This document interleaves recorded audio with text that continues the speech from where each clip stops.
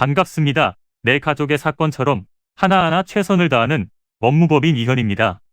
누구나 법적 문제가 생기면 심적으로나 경제적으로 큰 부담을 갖게 됩니다.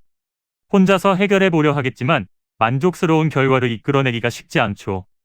여러분의 정신적인 고통, 금전적인 어려움을 이해하며 이현의 법률 상담 시스템을 통해 도움을 드리고 있습니다.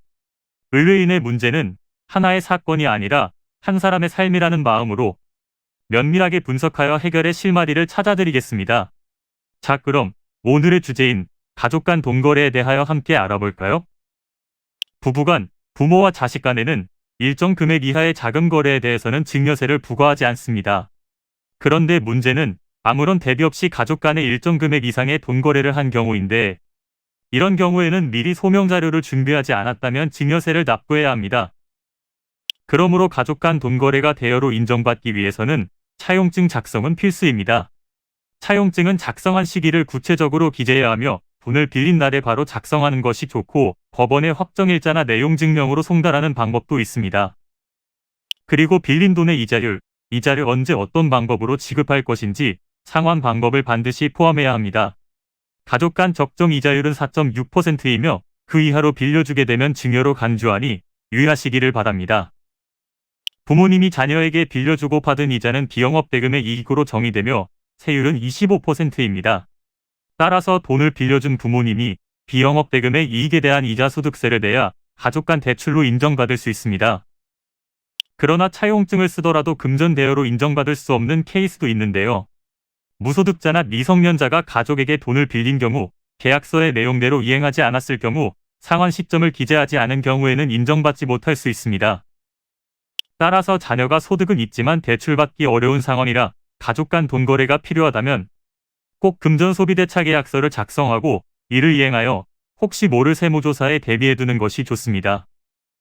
참고로 세무서에서 자금 출처에 대해서 소명을 요구하는 경우는 수증인 또는 재산 취득자가 스스로 자금을 마련할 가능성이 없다고 판단되는 경우입니다.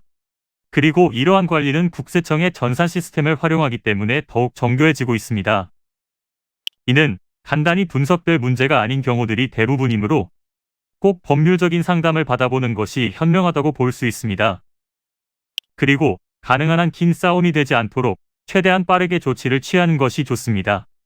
미루면 미룰수록 사건에 대한 난이도가 높아질 수도 있기 때문이지요.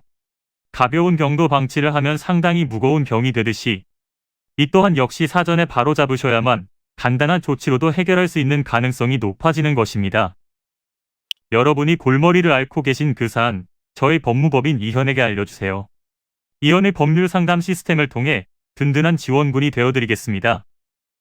간혹 변호사가 아닌 사무장 등과 상담하는 줄로 오해하시는 분들이 계시는데, 이는 전혀 아니며 저희 법무법인 이현은 변호사와 1대1로 상담이 이루어진다는 점을 다시 한번 꼭 알려드립니다.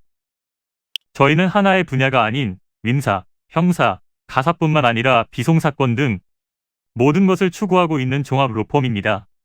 가장 궁금해하시는 사건의 해결 가능성과 해결의 키포인트, 예상되는 문제점과 해결 방안 등을 총망라하여 종합적인 시각으로 안내해드리고 있습니다.